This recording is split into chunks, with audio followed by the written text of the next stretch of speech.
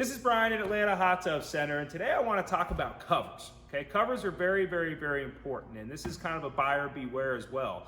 Guys, if you go out into the internet and you buy an internet cover, a lot of times they're using the lowest pound foam density. You know, you're not getting a pitch on it, you don't have the iron core, you don't have the steel plating for support, you don't have any of that stuff, and they don't last very long. And you'll see this big 5-year warranty. They'll slap this big 5-year warranty, sticker on there, and then when you have a problem, you got to pay for shipping. So it makes no sense. They kind of got you. They ship it to you, right? Then if you have a problem in that first 5 years and you call them to take care of it, you got to pay for the shipping cost.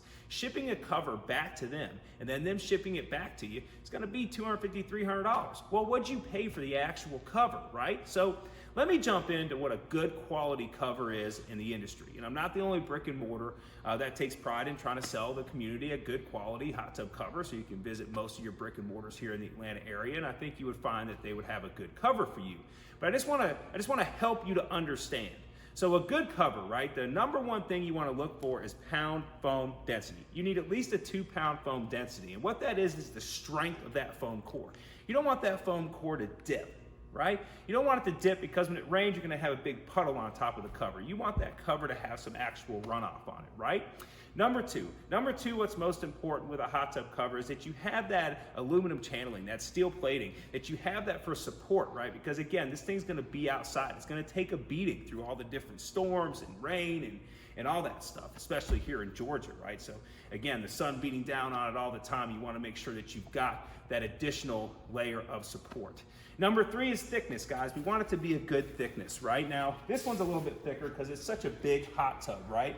But for like your standard 7'5" by 7'5", I want to see at least 3.5 inches here and at least 2.5 inches here.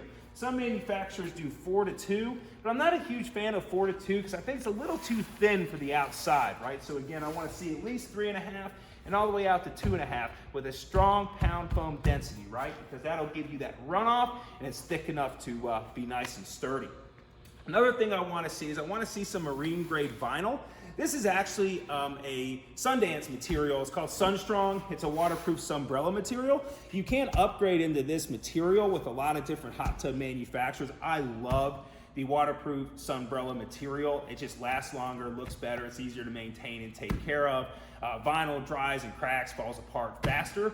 But again, if you are gonna do a standard vinyl cover, guys, make sure it's a marine grade vinyl, that it's got a good thickness to it, all that good stuff. If you can do the Sunstrong material, this waterproof sunbrella material, and you can spring for it, I would totally do it. But again, a cover just isn't a cover, because if you go out and you buy a $200 cover and you got to buy it 2 times, 3 times, or 4 times in a 6-year period of time, I can sell you one cover that'll last you 5 or 6 years, right? So again, just goes into the quality and the QC, right? The quality control of the manufacturing process of a better cover in the industry. This is Brian at Atlanta Hot Tub Center and Hot Tub Covers Explained. Thank you.